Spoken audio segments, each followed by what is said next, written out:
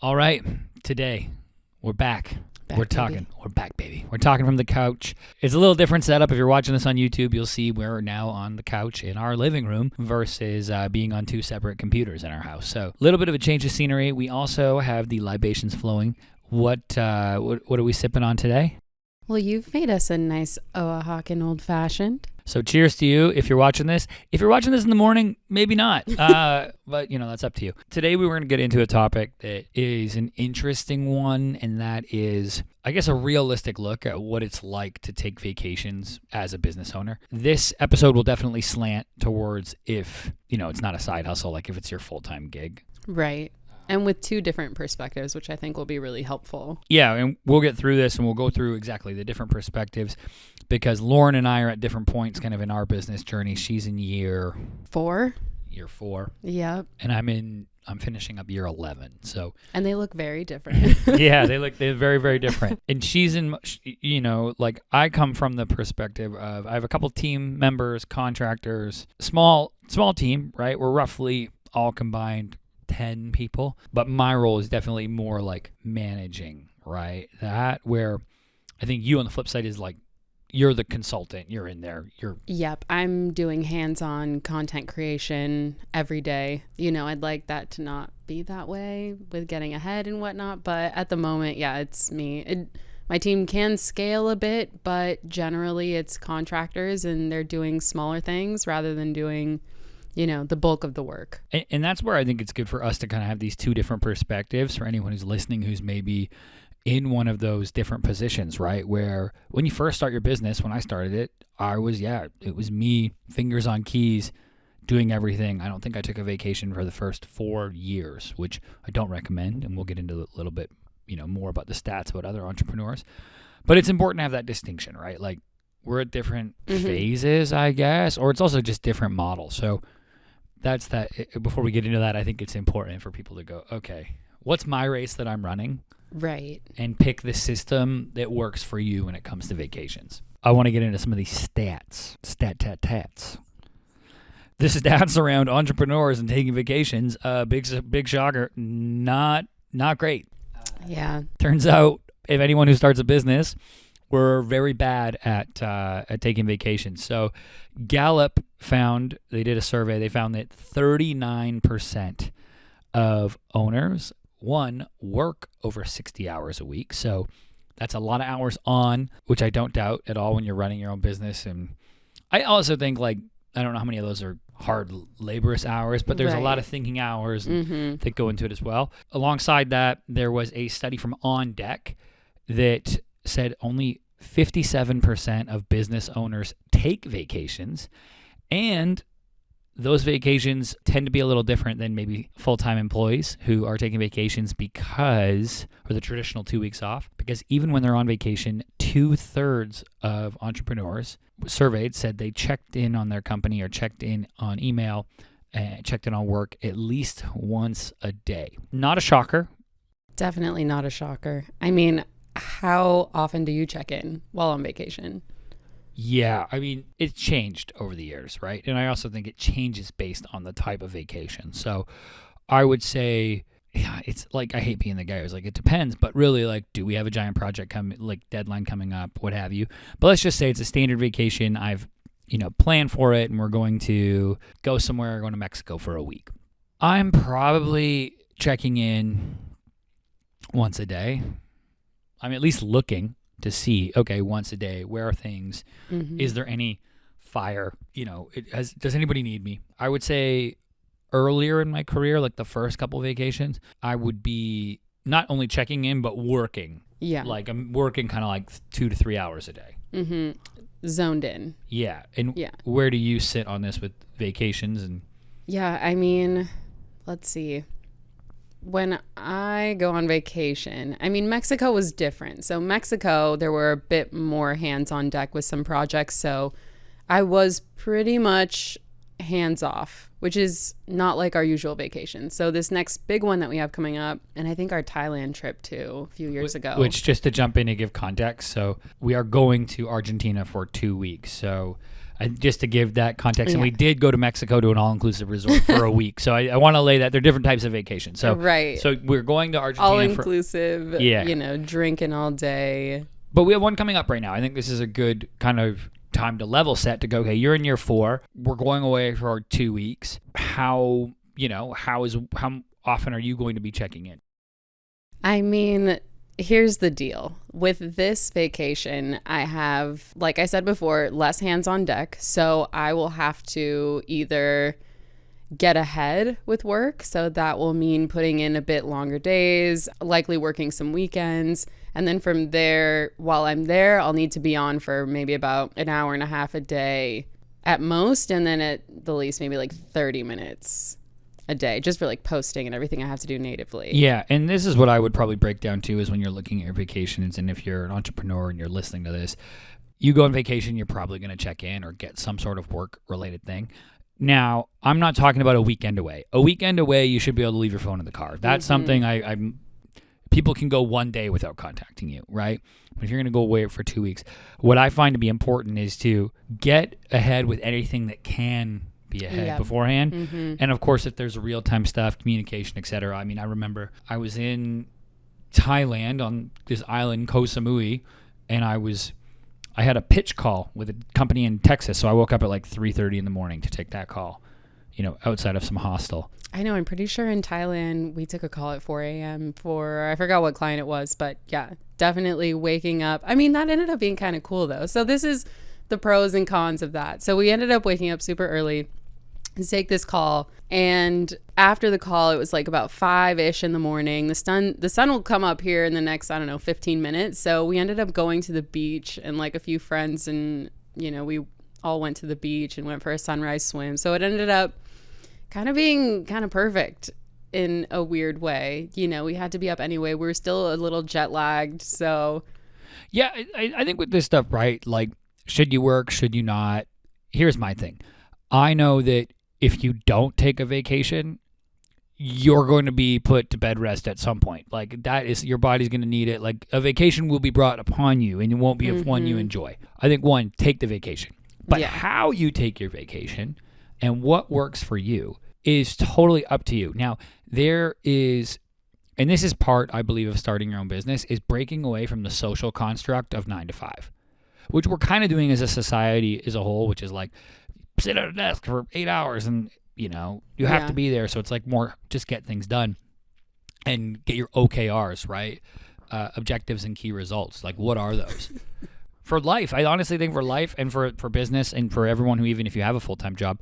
But this is the first part, I think, is being an entrepreneur, is looking at the social construct and going, I am no longer part of that.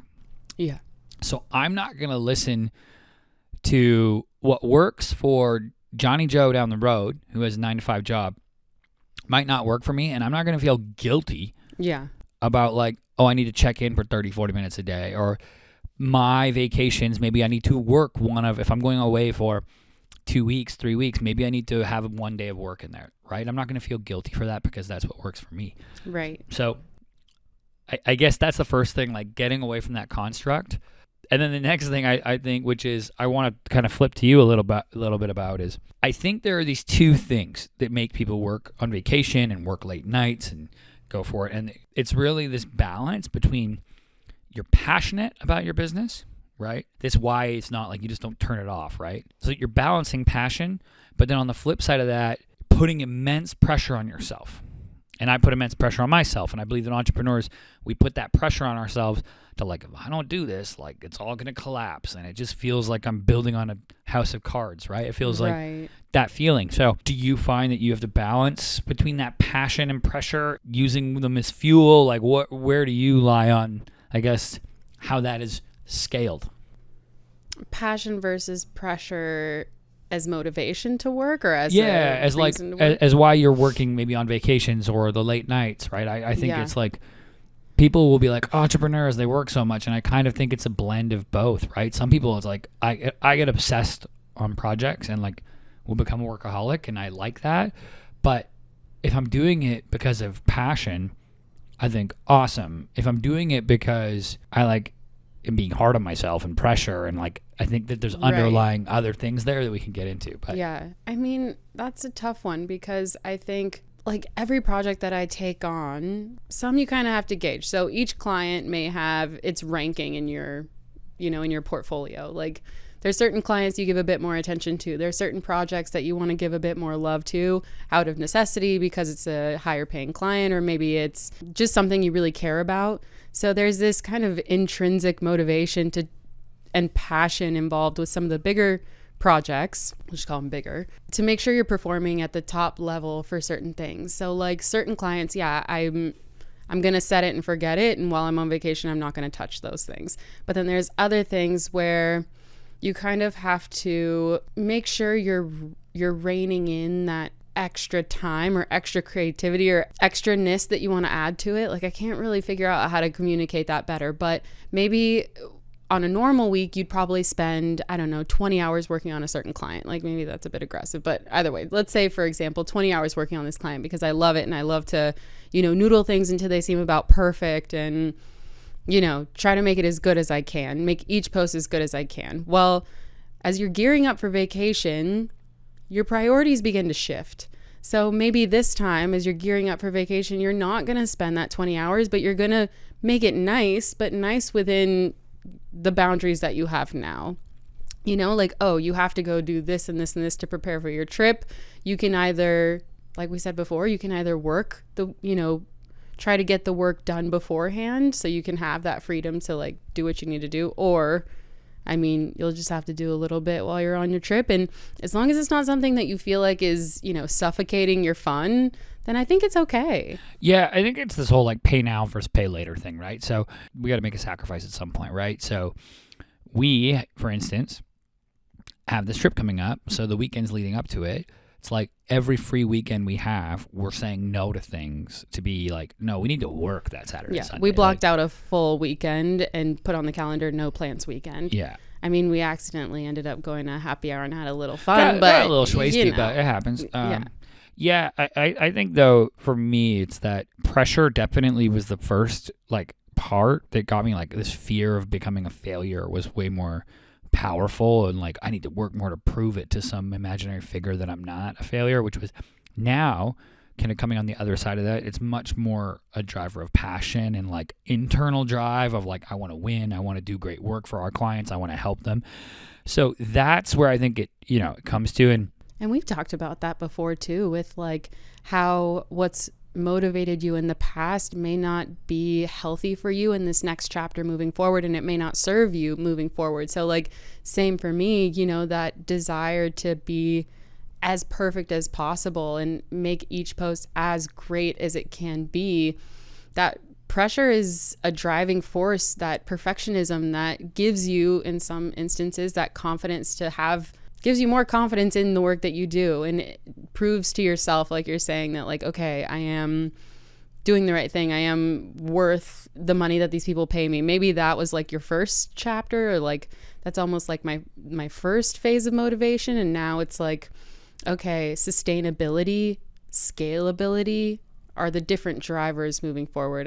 Granted, that doesn't really have anything to do with vacation. I think it does though, because I think you need to part of this is confronting a reality that a lot of entrepreneurs don't want to confront, which is it's not pressure, it's that I don't want to let go of control being a control freak. And that's the reality, is like, I honestly, every entrepreneur I've met is a control freak and wants to have the final say on everything and needs to be, I do it better than everybody else, nobody else can do it. As I've grown, at least, and I still battle that, but it's been every time I've given the reins over and given people a clear objective. This is a big part of it.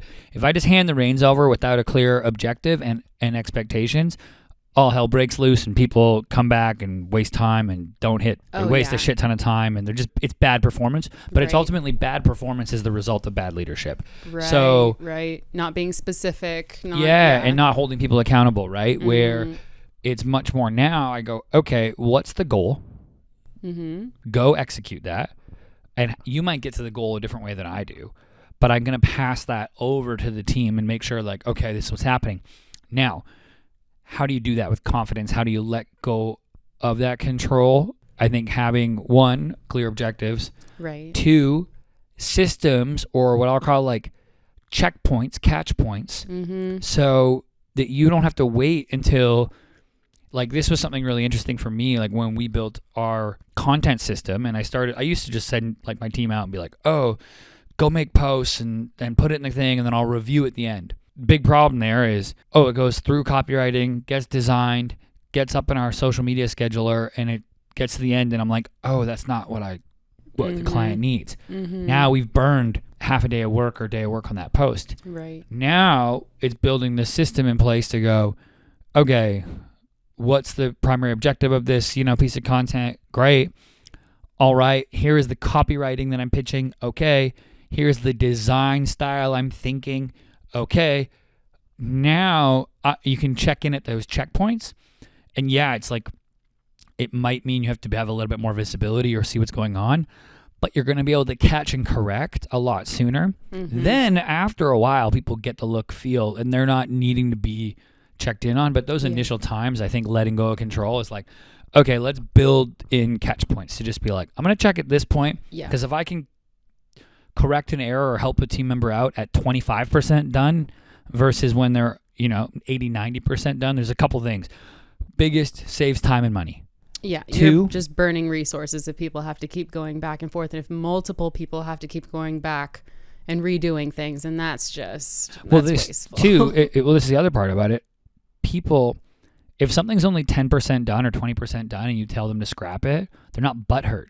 But if somebody goes and creates something and gets it to the finish line and you're like, nope, can't do it, now I'm offended because I spent all this time making it. I did all this. That's a result of not having the systems in place. So now I go, okay, to let go of control, I simultaneously have to be building those systems. Yep. Yep.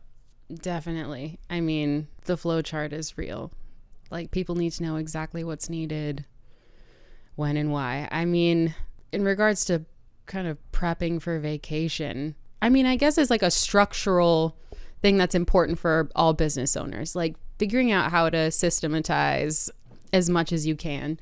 Like now, it's just a tip for anyone else. I mean, right now in our posts, for example, when we go to create a post, we have a checklist. So it's like, okay, we know that it needs to have this, this, this, and this. Like that's, maybe that wasn't as insightful as I thought that point was going to be. Well, just building a system, like refining on what it comes down to, right? Like, I think having anything in place, and if you're listening to this, like any system, you either create a system or a system is bestowed upon you, right? Like you have to create one and then iterate on it. So you're not going to knock it out of the park day one, but just try to do something. Okay, say you own whatever, custom woodworking shop.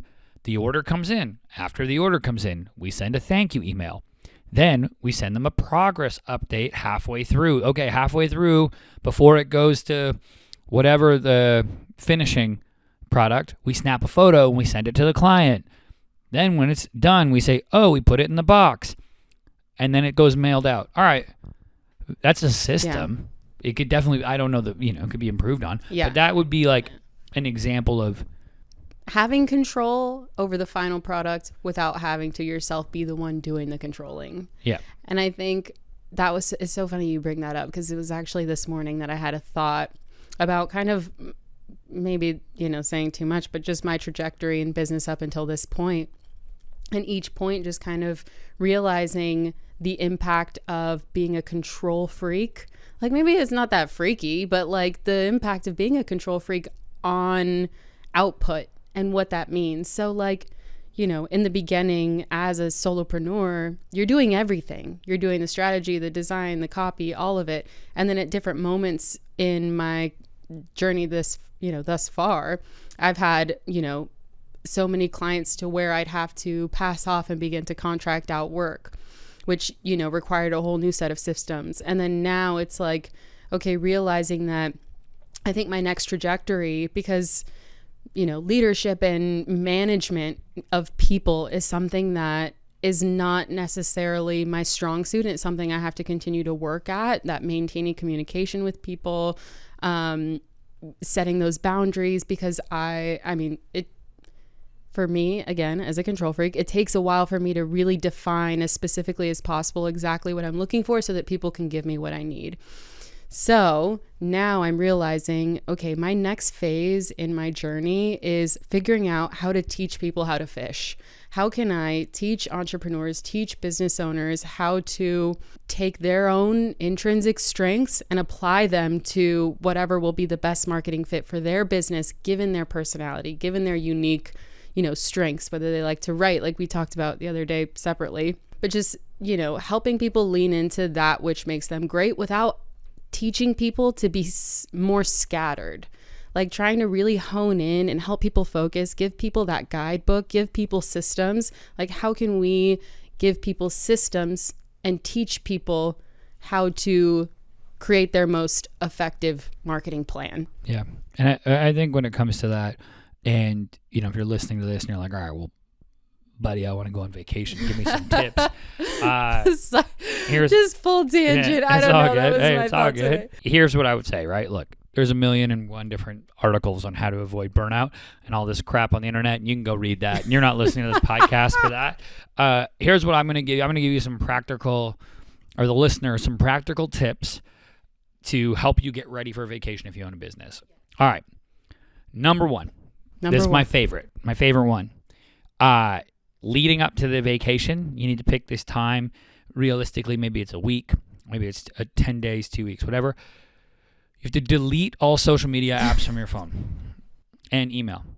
Those things are distraction machines. Right. So deleting those from the phone so you can, if you want to go on social media, go on it on your desktop, because at least your desktop slants towards you being productive. Right. But that phone, that's number one thing, and you are going to buy yourself back tens of hours. Mm-hmm.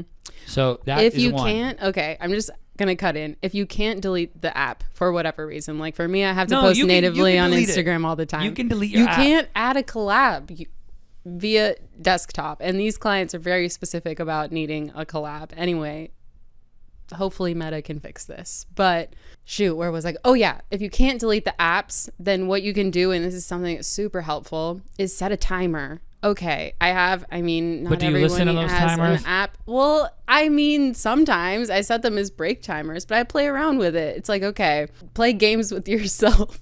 That sounds so silly, but I've looked at the clock when I'm really in crunch mode, and I'm like, okay, how quickly can I get this done? Because it has to be done perfectly. I've been doing it for long enough that I have my flow in my system, so it's cool. But like, how quickly can I get this done? Like, I start to play games like that with myself. Like, you have to. You really do. Like, you have to focus. You have to be intentional about going on whatever app. Either way, if you can't delete them, you can set timers so that you make sure you get out of, the matrix, or you can delete them, I suppose. Yeah.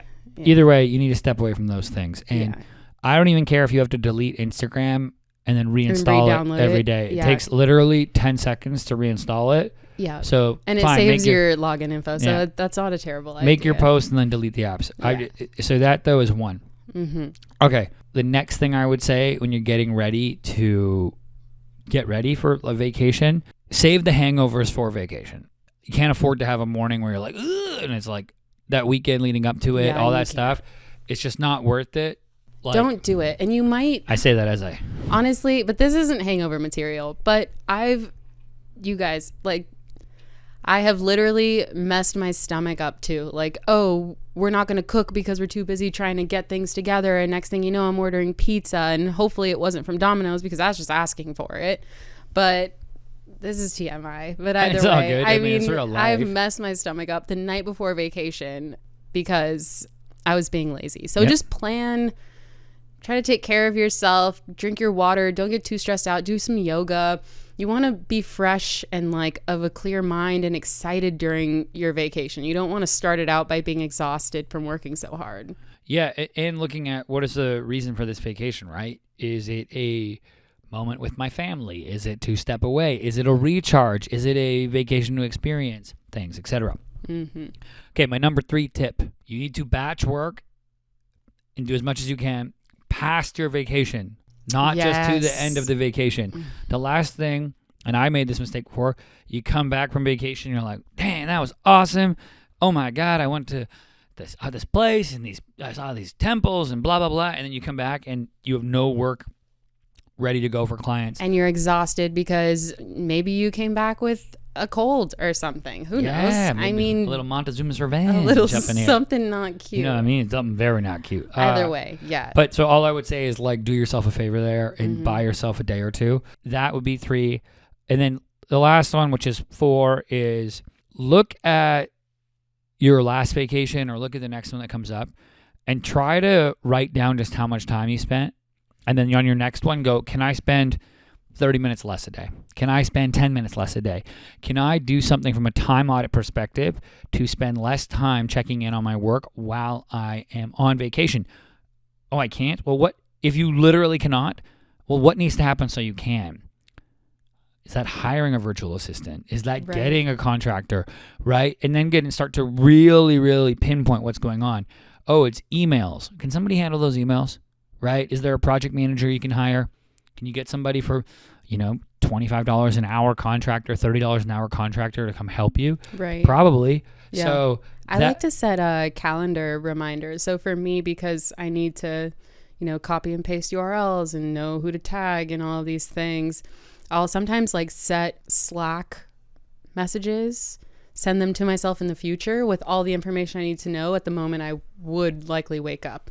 Right. So that way I don't even have to open up my full browser and, click this and log in here and do all that. It's literally open your phone, beep, beep, beep, and you're good. So that obviously takes preparation. The post has to be made, but, which is that batch work beforehand, but at least you can minimize the amount of time you need to actually put in every day. Right. And that's for Lauren's business, and that's right? for me. Yeah, so figuring out what is that thing in your business that's going to be your time. She needs to post on social media for clients. Cool. Maybe it's your business. You need to answer customer service inquiries. Whatever that may be, I think you just got to tackle those kind of, individually. Yeah. Also, I will say, while you're on vacation, you do have a surprising amount of downtime. The flights are your friend for sure. Well, the flights are friends for working, but also when you wake up in the morning, it's kind of if it's imagine a lazy Sunday, but it's vacation. You kind of wake up, you're a little slow moving. It's not, you'd either be looking on Instagram or, fiddling around with your phone, playing a game or looking at Facebook or something. In that time, you just kind of reharness that energy into doing a little bit of work and you don't even really feel it. And that brings me to my point number 5. Point number 5. Point number 5 is when you're working on vacation, you should be able to spend time working on strategy and long-term vision over ticking off boxes and doing things that should be delegated tasks. So working towards, hey, it's actually really nice here. I'm on this place in Paris. Maybe I should bring out my notebook and write and think where do I want my business to go? What does success look like for me? Taking those moments of reflection, really taking your head out of the sand and looking forward a little bit, opposed to just being I need to check my 97 things off my to-do list, right? I think that's what we did when we went to Mexico, wasn't it? We intentionally said, okay, kind of that, no client busy work unless it's an essential. And then we talked about launching this, I think, which was part of it, right? So it's really big. Okay, I think that's probably good for today's episode. Yeah. Had a nice little tangent in there. Had some fun. Got to go with it. Got to go on the tangent. Yeah. Alrighty, everybody. Look, that's it for another episode of Think Forward. If you like this, hey, hit subscribe on YouTube. Hit subscribe on Apple or Spotify, wherever you listen to it. That helps us out a ton. And we'll catch you next time.